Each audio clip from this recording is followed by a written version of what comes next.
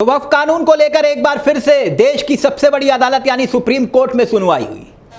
गुरुवार का दिन सबकी निगाहें एक बार फिर से सुप्रीम कोर्ट पर जाकर टिक गई थी, लेकिन कोर्ट ने ऐसा क्या फैसला लिया जिसको लेकर एक बार फिर से चर्चाएं हो रही हैं। वक्फ कानून को लेकर फैसला और उसकी सुनवाई के दौरान क्या कुछ हुआ वो अब हम आपको बताने वाले हैं, क्योंकि वक्फ कानून को लेकर सुप्रीम कोर्ट ने कहा सुनवाई के दौरान यथास्थिति बरकरार रहेगी, यानी वक्फ के प्रधानों पर जो स्थिति है वो जारी रहेगी, उसमें कोई फेरबदल नहीं होगा। और अब 20 मई को यानी कि अगले मंगलवार के दिन सुप्रीम कोर्ट इस मामले की अगली सुनवाई करेगा।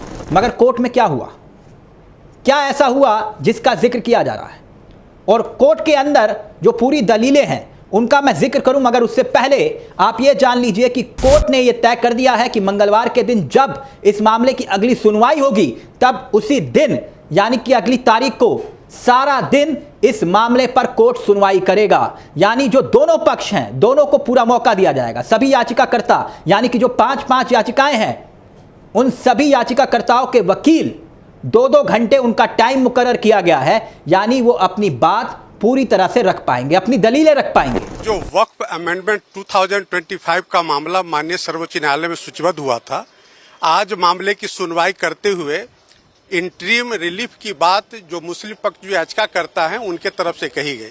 माननीय अदालत ने कहा कि चूंकि उनके पास समय कम था, लिहाजा उन्होंने अगले ट्यूसडे को पूरे मामले की सुनवाई के लिए मामले को सूचीबद्ध किया है।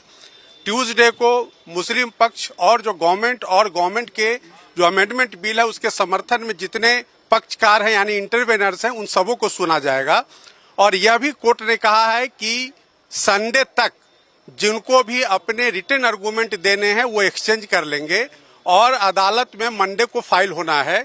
फिर ट्यूसडे को इस मामले की सुनवाई विधिवत माननीय सर्वोच्च न्यायालय में इंटरिम आदेश के मुतालिक होगी। ये तो रहा निचोड़, यानी कि खेल के नियम तय हो चुके हैं और खेल असली शुरू होगा इस पूरे मामले पर मंगलवार के दिन अगली तारीख पर। मगर इस दौरान कोर्ट में क्या कुछ हुआ अब उसका भी जिक्र कर लेते हैं, और यह जानना इसलिए भी जरूरी है क्योंकि कोर्ट के भीतर जो कुछ हुआ उससे बहुत हद तक कुछ संकेत मिलते हैं कि आखिरकार कोर्ट का रुख इस मामले को लेकर क्या है। इन दलीलों का महत्व बढ़ जाता है, इसीलिए आप ये जानिए कि आखिरकार कोर्ट में क्या हुआ। चीफ जस्टिस ऑफ इंडिया जो नए हैं उन्होंने कैसे फर्स्ट डे फर्स्ट शो में बहुत कुछ जीत लिया।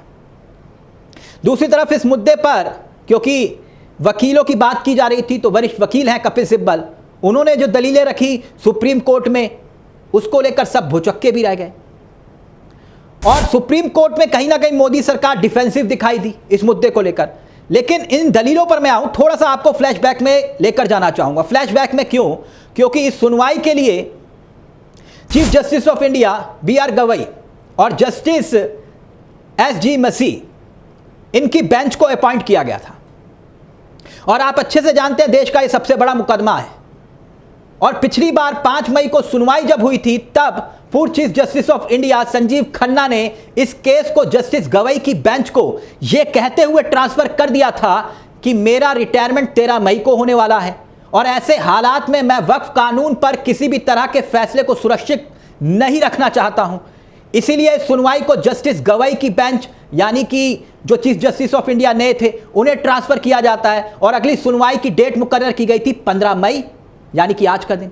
और आपको बता दें कि 13 मई को chief justice of India Khanna retire हो गए और 14 मई को BR Gavai chief justice of India बन गए। यानी महज कुछ ही घंटों का वक्त था और 15 तारीख को देश का सबसे बड़ा मुकदमे की सुनवाई होनी थी यानी कि वक्फ कानून को लेकर। तो जस्टिस गवई की अदालत में वक्फ कानून को लेकर सुनवाई हुई। अब जैसे कि सुनवाई शुरू हुई तो मोदी सरकार की थोड़ी टेंशन भी बढ़ गई।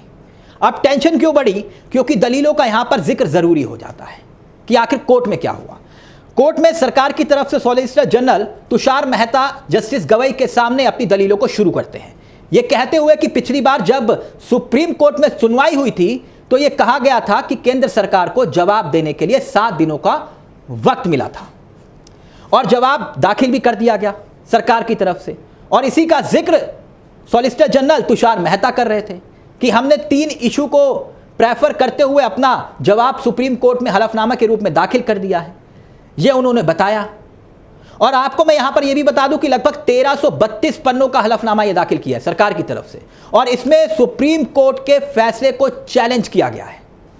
डायरेक्ट मोदी सरकार ने सुप्रीम कोर्ट को यह कहा है कि जो फैसला लिया गया है, जो वक्फ कानून पर रोक लगाई गई है, अंतरिम रोक लगाई गई है, इस तरह के फैसले सुप्रीम कोर्ट नहीं ले सकता है। संसद से पारित कानून को सुप्रीम कोर्ट कैंसिल नहीं कर सकता है। इस तरह के दावे इस हलफनामे में किए गए हैं।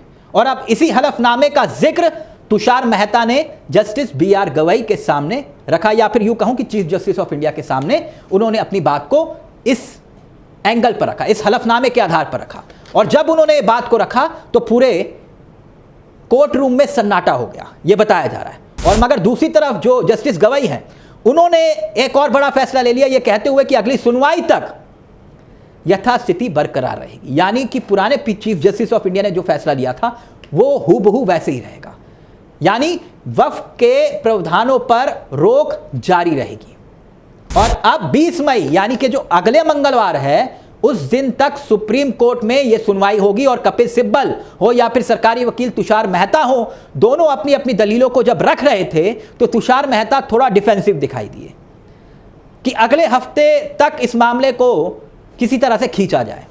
और कहा उन्होंने कि सुनवाई अगर अगले हफ्ते हो तो ज़्यादा अच्छा है। और इस दौरान तुषार मेहता ने एक बार फिर से कोर्ट को यह भरोसा दिलाने की कोशिश की कि वक्फ कानून को जो यथास्थिति है हम उसको लागू रहने देंगे जब तक सुप्रीम कोर्ट में सुनवाई पूरी नहीं हो जाती।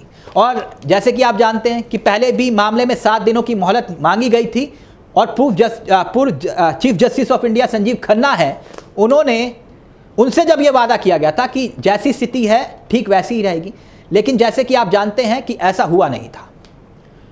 और जब सुप्रीम कोर्ट ने आदेश जारी किया था, उसके खिलाफ वक्फ कानून के तहत एक्शन लिए गए। बाकायदा इसका जिक्र किया गया कि दरगाहों को तहस नहस किया गया।